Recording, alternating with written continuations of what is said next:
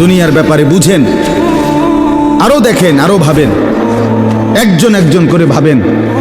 দুনিয়া আরো যদি সাজান, খোদার কসম ক্ষণিকের ক্ষণিকের ক্ষণিকের অল্প সময়ের দুনিয়া চমৎকার সাজাইয়াও তৃপ্ত হইতে পারবেন না, তৃপ্ত হইতে পারবেন। এবছর চমৎকার রং দিছেন বিল্ডিংয়ে, 2 বছরের মাথাত বিভিন্ন খান দিয়া চামড়া উঠা এটা আবার যেই সেই, ঠিক কিনা বলেন? আবার রং দেয়।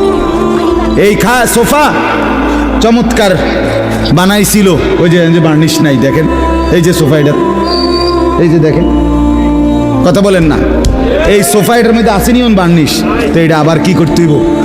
তো লাভ হইল কই? দুনিয়া তো ধোকা, দুনিয়া ধোকা। এই সৌন্দর্যময় চেহারা নারী 30 বছরের ব্যবধানে উনি বুড়ি, আর কেউ ফিররা এদিকে ফিরা সেফও হালায় না। আজ যেই যুবতী, যেই বেহায়া নারী, বেপর্দা মহিলা বাজারে বাজারে ঘুরতো, যৌবন, আরে সেটা তার সম্পদ না, তারটা হইলে তো নিজের হইলে তো সে কখনোই বুড়া হইতো না।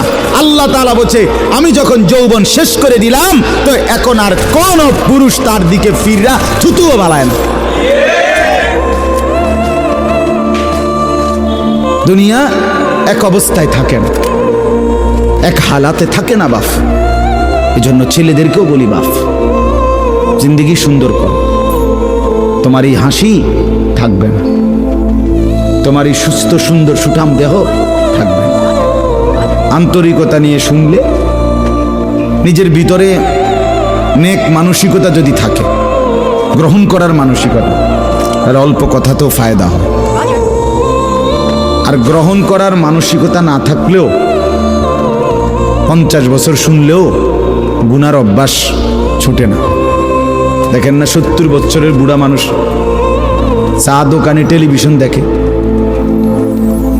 তাহলে এত বড় বুড়ো মানুষ, মুরব্বী, উনি এখনো যদি বিড়ি খায়, সিগারেট খায়, এখনো যদি চা দোকানে টেলিভিশন দেখে, তো ওনার এই মন্দ অভ্যাস, বদ অভ্যাস কত বছর পরে ছুটবে?